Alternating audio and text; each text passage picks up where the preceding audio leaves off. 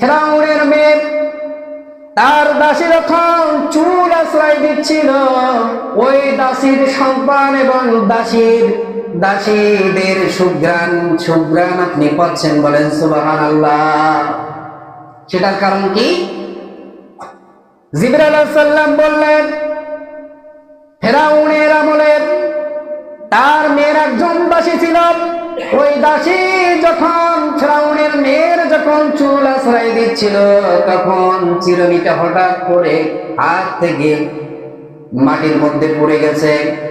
এই সময় যখন তিনি ওই দাসী চিরুনিটা উঠাবেন, তখন তিনি বিসমিল্লাহ বলে তিনি চিরুনিটা উঠালেন।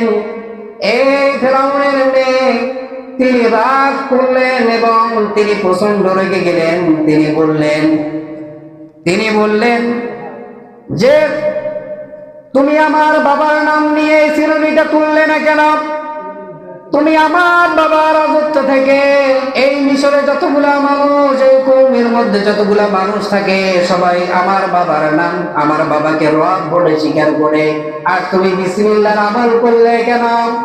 তিনি রাগ হয়ে গেলেন এবং এই দাসী বলল, তুমি তোমার বাবা আমায়, এই আমরা তিনজন হলাম একজন রব্বুল আলামিনের গোলাম, তিনি আমাদেরকে সৃষ্টি করেছেন, বলেন সুবহানাল্লাহ।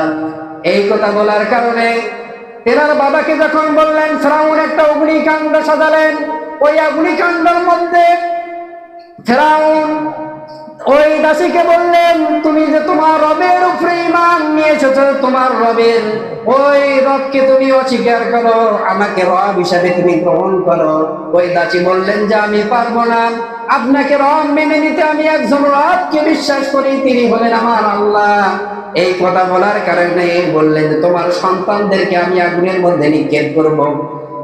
তিনি ঈমানের উপরে অটল থাকলেন। এক এক করে সব সন্তানকে যখন আগুনের মধ্যে ফেলে দেওয়া হচ্ছে, আগুনের মধ্যে ছেলেগুলা ঝরে যাচ্ছে, পুড়ে যাচ্ছে, পুড়ে ছারখার হয়ে যাচ্ছে। তিনি চোখে দেখলেন তেনার সন্তানের এই অগ্নিকাণ্ডের মধ্যে তেনার সন্তানরা জ্বলে পুড়ে শেষ হয়ে যাচ্ছে। তিনি ঈমানকে টিকায় রাখলেন।